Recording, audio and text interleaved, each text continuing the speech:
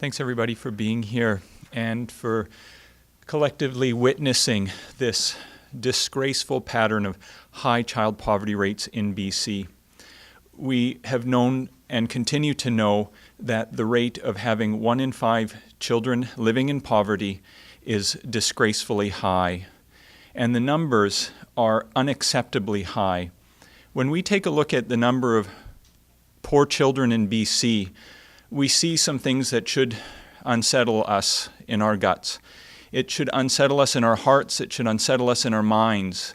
And that unsettling should have a place to attach. And it's in the form of numbers of kids. And let us remember that when we look at children, we're looking at children across age groups. We're looking at children very young, 0 to 5 years of age.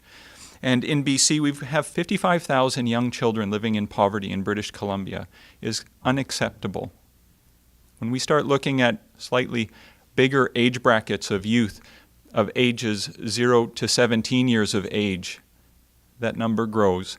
And it grows to an unacceptably high number of 172,000 children living in poverty. Over 172,000 children in BC live in poverty. And that's a number that should set us back to reflect about why is that the case? Why is it that year after year, with the good work of First Call, its coalition, its partners, do we continue to have to stand and report on the shameful story in British Columbia? A big part of this story has its roots in the problem of growing income inequality.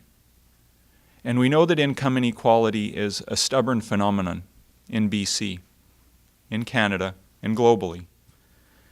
And in BC in particular, it's noteworthy to see that 10% of the richest families have the same income as 50% of the lowest income families in BC.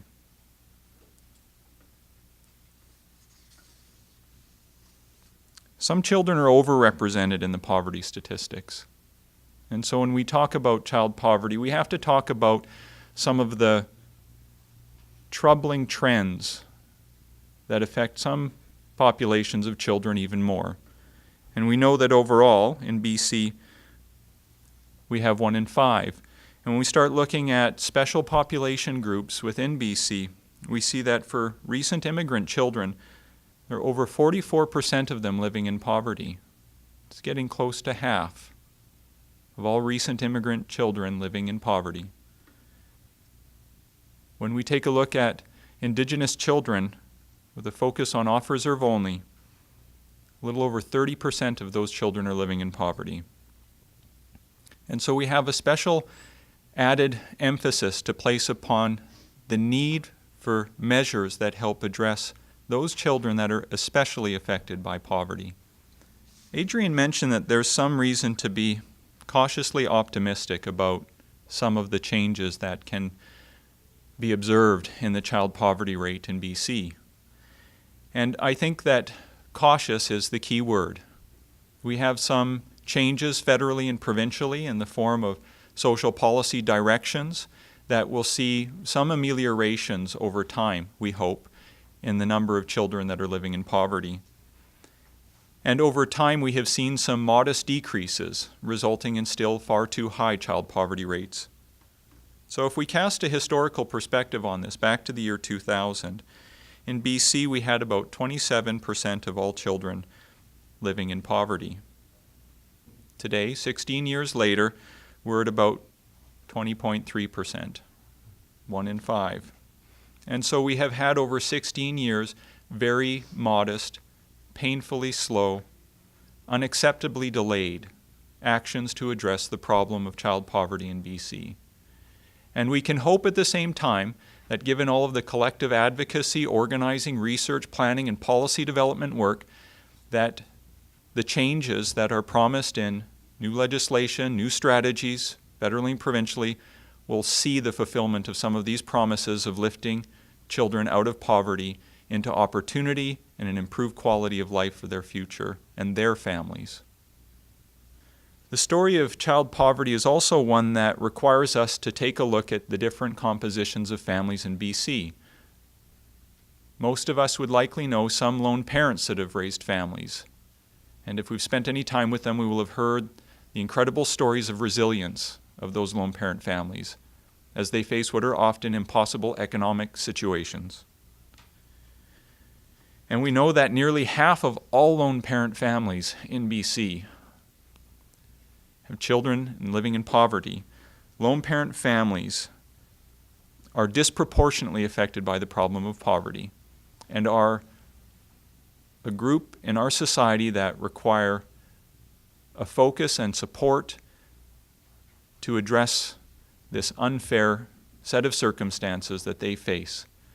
And to that end, when we think about the kinds of solutions that are on the horizons, we invite government to think about gearing them towards added supports and opportunities for lone parents with children in particular. It's also important for us to spend a little bit of time looking at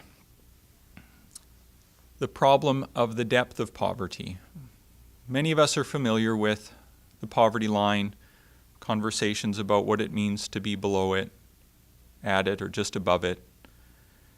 But when we take a look at the median after-tax family income for families that are living in poverty, we see that they're living well below the poverty line, that their lived experience is one of pronounced struggle.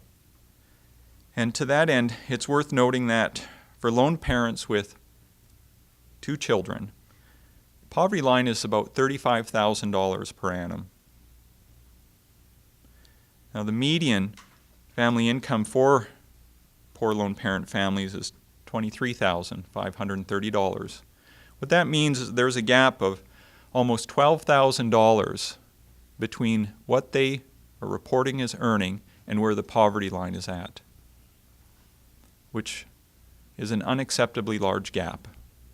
And a gap that, again, through collective government action and civil society organizing can be closed over time.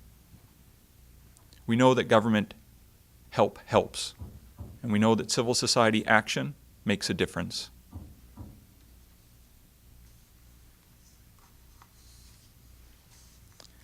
So the difference that's made is meaningful. And I guess this is the part in the story that helps us cast a bit of hope on the horizon in the story of child poverty in BC, which is that we know 71,560 BC children were kept out of poverty in 2018 thanks to government help. Government is nothing more than us as a collective, and therefore we as people have the ability to give shape to government directions. And we know when we're thoughtful about that, when we use the evidence that we have, when we apply the good practices we know work, based on the input from people with lived experiences, that positive changes are possible. And there's a particular place of change that I'd like to focus attention on before turning time over to these awesome people we'll get to hear to my left. And it's in regards to the provincial child benefit. In Canada, we have a troubling diversity of compositions of this child benefit. In the case of Ontario, this benefit is provided to children from the time they're born up until the age of 18. And annually, children receive a maximum for one child benefit of a little over $1,300. Over the life course of a child, the government will provide almost $25,000, which year to year is indexed to the rate of inflation. When we cast a vision to BC, we see a very different story. We see a story of a child benefit that only goes to the age of 6. The annual benefit is a meager $660, and the total lifetime investment is a dismal $3,960. When we stand $3,960 beside $24,804, as is the case in Ontario, we have to ask the question, why? Is it the case that BC falls so far behind what other provinces are doing for their children? And together, through organizing and advocacy, we can find a way for BC to close that gap, to bring itself into alignment with the rest of the provinces in this country and see far fewer children living in poverty.